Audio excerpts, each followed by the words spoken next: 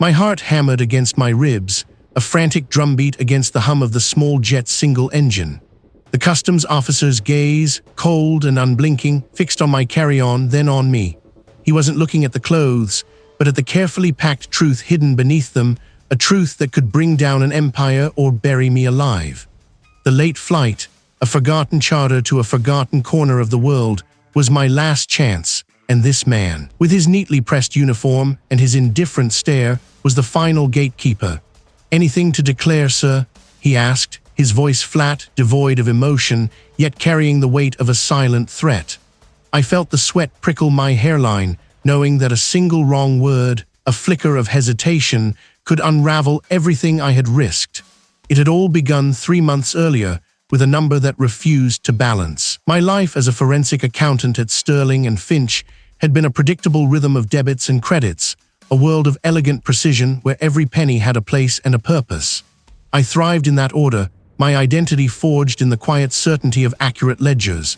Then came the Oakhaven account, a new client, impossibly wealthy, impossibly opaque. A routine audit turned into a labyrinth, and somewhere within its winding passages, I found it. A series of transactions, small at first, then larger, moving through shell corporations like ghosts in the machine. They were designed to mimic legitimate investments, but the patterns, once I knew how to look, screamed of something far more sinister than a simple accounting error. I traced the initial transfers back to a network of offshore entities, a spiderweb of ownership obscured by layers of legal fiction. Each thread, when pulled, led not to a legitimate business venture, but to another holding company. Another postbox address in a tax haven I'd only ever read about. It was elegant, almost beautiful in its complexity, but the sheer volume of money, hundreds of millions cycling through, felt like a gaping wound in the financial ecosystem. What was I truly looking at? My first instinct was to report it. That's what we did at Sterling and Finch. We unearthed discrepancies, we presented solutions.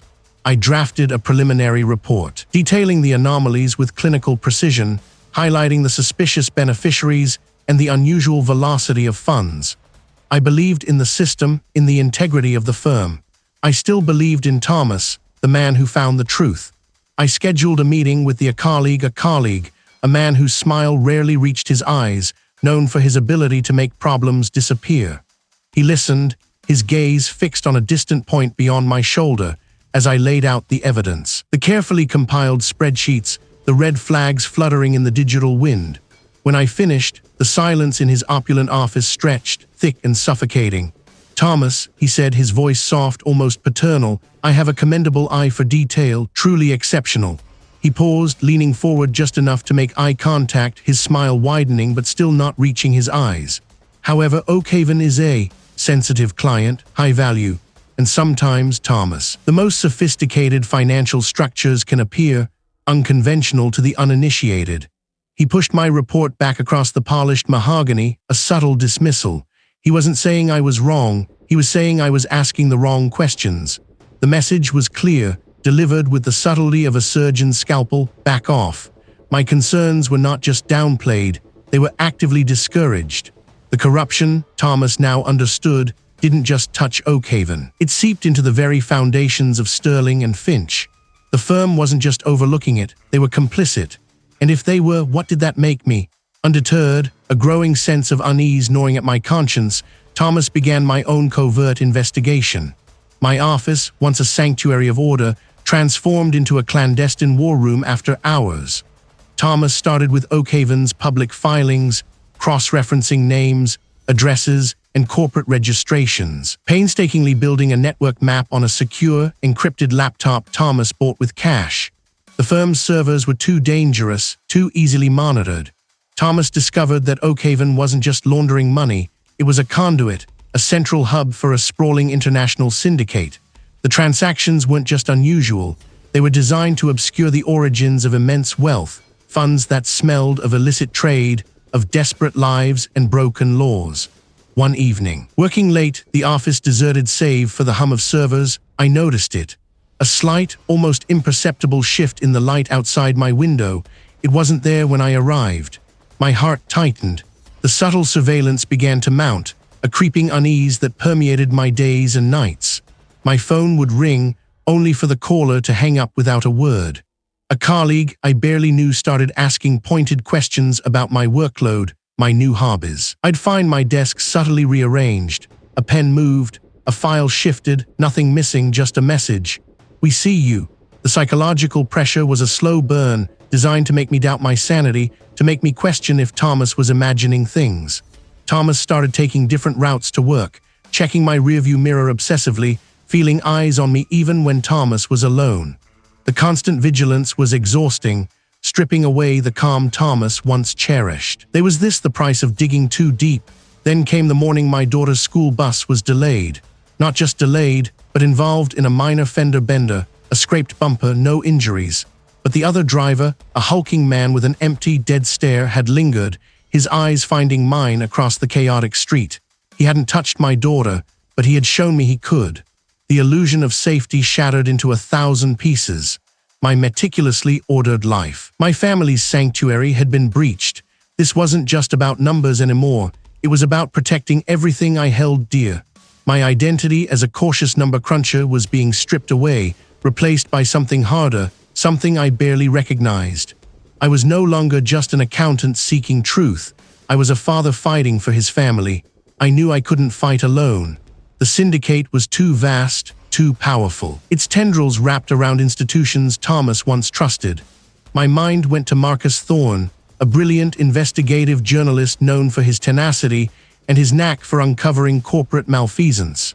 He'd been disgraced years ago, caught in a scandal that smelled suspiciously like a setup, but his reputation for integrity, however tarnished, remained. He was a long shot, a desperate gamble, but Thomas had no other cards left to play. Thomas found Marcus in a grimy, cluttered office above a perpetually noisy bar, the air thick with stale cigarette smoke and the ghosts of forgotten stories.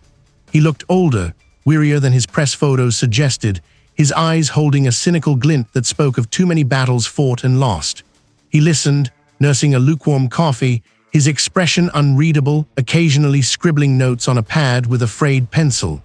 So, Sterling and Finch, one of the most reputable firms in the city, is knee-deep in a money laundering operation for an international crime syndicate, and I, their diligent forensic accountant, are the only one who noticed. He finally said, his voice raspy, laced with skepticism. "And I expect me to believe this based on what exactly? My gut feeling." "Thomas, have proof," Thomas insisted, my voice tight with desperation. "Digital trails, shell corporations, names that link back to known operatives, it's all here."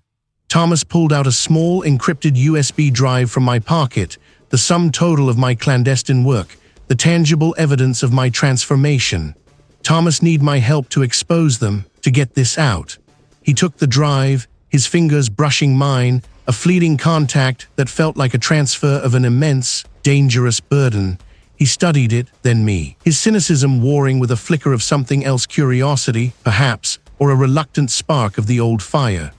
"If this is real, Thomas, I're not just risking my job, I're risking my life and mine." His words hung in the air, a stark reminder of the precipice Thomas stood on. He still hadn't said yes, but he hadn't said no either. He was a whirlwind of connections, pulling strings, verifying my findings, adding layers of context I hadn't even imagined. He confirmed the links to the international syndicate, a ruthless organization known as the Consortium, their reach far wider and deeper than Thomas had initially grasped. They dealt in everything from illicit pharmaceuticals to political assassinations, and Oakhaven was merely one of their many financial arteries. He introduced me to the Fixer, a former intelligence analyst who now specialized in digital forensics and anonymous data leaks. The Fixer was a ghost, a voice on an encrypted channel, never seen, never truly known, but his skills were undeniable. He helped me refine my data, scrub it clean of any digital fingerprints that could lead back to me, preparing it for public release. He spoke in riddles, warning me that once the data was out, there was no taking it back. My life, he implied, would change irrevocably. The plan was audacious: compile an irrefutable dossier, leak it to multiple international news agencies simultaneously, creating a cascade of revelations that the consortium couldn't possibly suppress. The key was a specific data packet, a master ledger hidden deep within Oakhaven's system that detailed every illicit transaction, every beneficiary, every link in the chain. I needed to extract it. The opportunity came in the form of a scheduled system upgrade at Sterling and Finch, an overnight maintenance window when external access would be temporarily disabled, but internal access would be granted privileged status for a short period. It was my window, a narrow slit in the wall of their security, my chance to retrieve the master ledger. Marcus had arranged for a contact within a rival firm to accidentally leave a back door open for me, a tiny digital crack in the firewalls. My fingers flew across the keyboard, a dance I knew intimately. But this time, the stakes were life and death. I navigated the labyrinthine servers, bypassing firewalls, exploiting vulnerabilities, my heart pounding a frantic rhythm against my ribs. I found it. The master ledger, a colossal file, humming with the untold stories of billions of illicit dollars. It was a single, elegant key that unlocked the entire conspiracy. As the data streamed into my encrypted drive, a shadow fell across my screen. I froze, my breath catching in my throat. A figure stood in the doorway of my office, silhouetted against the dim corridor light. It was a colleague. His smile, as always, didn't reach his eyes. "Working late, Thomas?" he asked, his voice calm, almost amused. Dedicated as ever. He stepped into the room, and in his hand Thomas saw a small, sleek device. A signal jammer. He had known all along. My mind raced. How long had he been watching me? There was Marcus compromised. There was the fixer. The betrayal was a bitter taste in my mouth, but it solidified my resolve. Thomas had to get this data out. Thomas had to protect my family. Thomas had to become someone else entirely. My fingers, hidden beneath the desk, rapidly initiated a secondary, emergency upload to a cloud server, a dead man's switch I had configured with the fixer. It was slower, riskier, but it was my only backup. A colleague chuckled, a dry, humorless sound. Loose ends. Yes, Thomas, I certainly have a knack for finding them, and for creating them. He gestured to my screen. That ledger, it's rather inconvenient, wouldn't I agree? I didn't answer, my eyes flicking to the progress bar on my hidden upload. 60%, not enough, not yet. The room was silent save for the whir of the computer fans and the frantic drumming of my own heart. He knew I was trying to send it. He was playing a game, a cruel, patient game. A small, persistent problem. We tried to warn I off, gently, but I just wouldn't listen. He took another step closer, and I saw a glint of metal in his other hand. My breath hitched. This wasn't about numbers anymore, it was about survival. Thomas had to buy time. Thomas stood up, pushing my chair back with a scrape that echoed in the silent office. "What do I want?" I asked, my voice a little hoarse, my eyes fixed on the progress bar now at 75%. "Just to contain the damage," he said, his smile now a predatory baring of teeth. "And to ensure I understand the gravity of my misjudgment." He lunged. Thomas reacted on instinct, grabbing a heavy stapler from my desk and swinging it wildly. It connected with his arm, a sickening thud, and the scalpel clattered to the floor. Thomas didn't wait. I bolted, scrambling out of my office, past the stunned colleague, and into the deserted corridor. Mine screamed one thing: run. I heard his furious shout behind me, the sound of heavy footsteps pursuing. The building, once my sanctuary, was now a trap. I burst out of the emergency exit, the cool night air hitting my face like a slap. My car was parked blocks away, too far. I ran blindly, fueled by adrenaline and a desperate need to escape, to get the data, my proof, into the world.